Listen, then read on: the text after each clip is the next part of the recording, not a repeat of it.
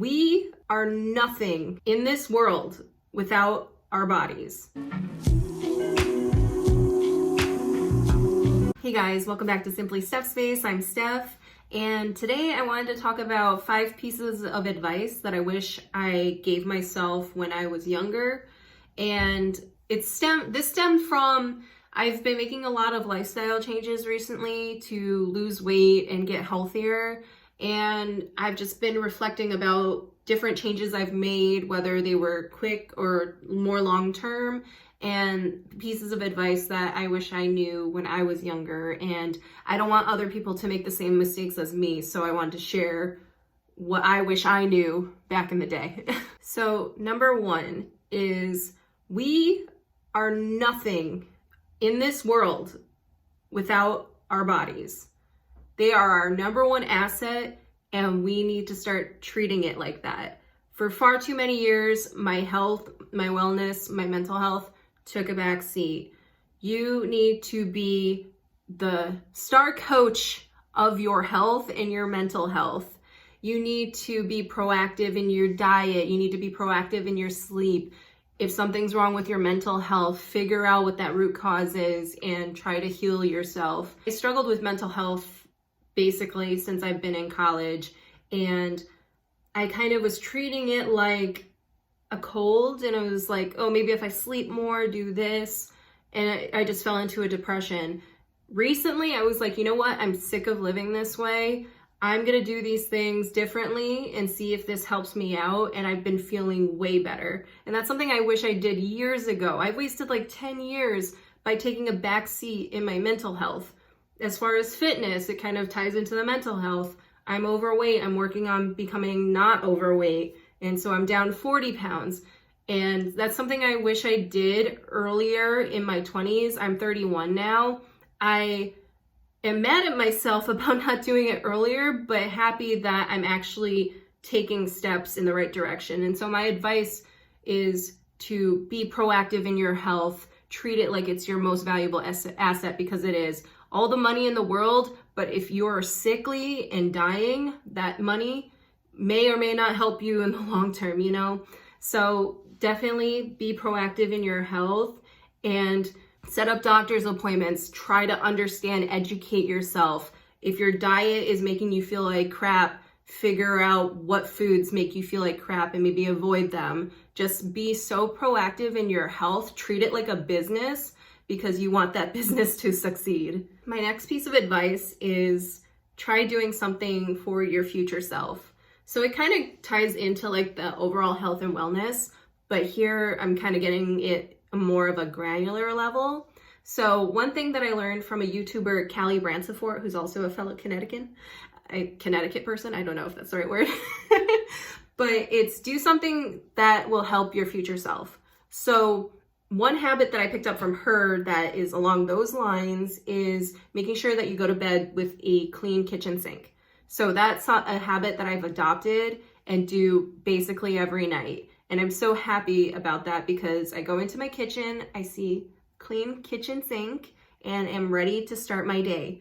And so something else that I learned with that is that it evolves into more habits. So clean kitchen sink, let's clean the kitchen counters to match the kitchen sink.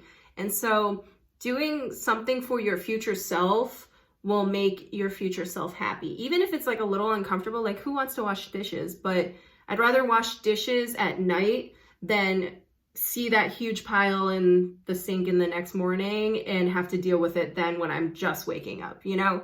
So try to do something that your future self will thank you for. Number 3, I don't know if I counted number 2, but number 3 kind of snowballs from number 2 is that if a task is tiny or it's going to take less than like 5 minutes, just do it. The energy that it takes in your brain to be thinking about that task and regretting doing that task is going to take more brain energy and stress than just getting that task done. Something I've done in the past is I used to hate making like appointments, and I would kind of have that in the back of my head and not want to set the appointment and be like, oh, I have to do this, I'm dreading this, blah, blah, blah. But then once I got into the brain space of like just do it, set up the appointment. It's like, oh, the person's so nice on the other end. Sometimes you can just set up appointments online and you don't even have to talk to anyone. Once you get to the appointment, it's like, oh, here's the appointment that I set up for myself. I just go and I don't have to think about it. If something is in your brain and is causing you stress and it's something that possibly could take like a couple minutes, just do it. You'll feel so much better about just getting it done. And honestly, once you get it done, it probably wasn't that big of a deal. And you can start doing that with other stuff. It's like, oh, that seemed like it was a mountain, but it was a molehill. Let me set up this other appointment. My fourth piece of advice is I've seen a lot of things about hustle culture and rest culture.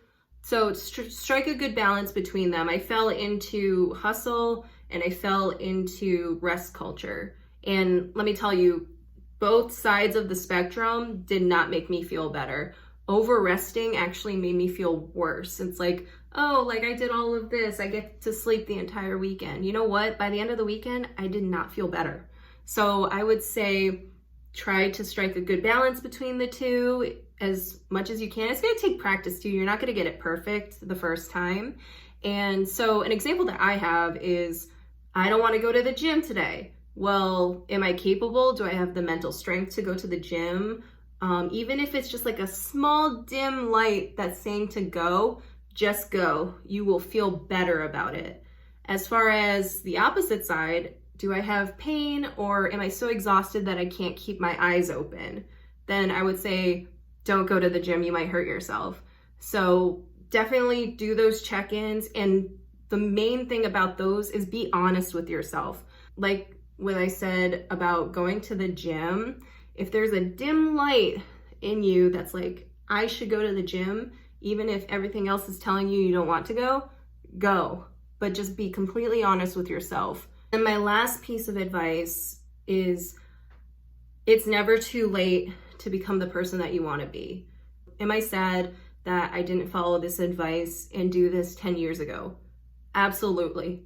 Like, I see you can hear the crack in my voice. I'm absolutely like, I wish I did this years ago. I wish I understood this years ago, but I can't turn back time. But I can only become the best version of myself going forward. What I've adopted to do that is that I'm starting to believe that I am that person that I've always wanted to be. And I'm doing the things that that person would do. So going forward, I'm going to be the person that I wanted to be in my 20s, but I'm carrying it into my 30s. I just wanted to put this out in the universe because these are things that I wish I had adopted earlier in life. You know, I think the trajectory of my life would be better. And not that it's bad, but I put my life on hold for way too long because I didn't adopt these habits, or I just sat on the sidelines waiting for things to change.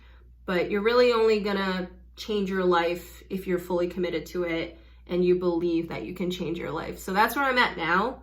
And so that's all I had for today. If you guys like this video, definitely like and subscribe. It really helps my channel. And I hope you'll come with me on this journey of self-improvement.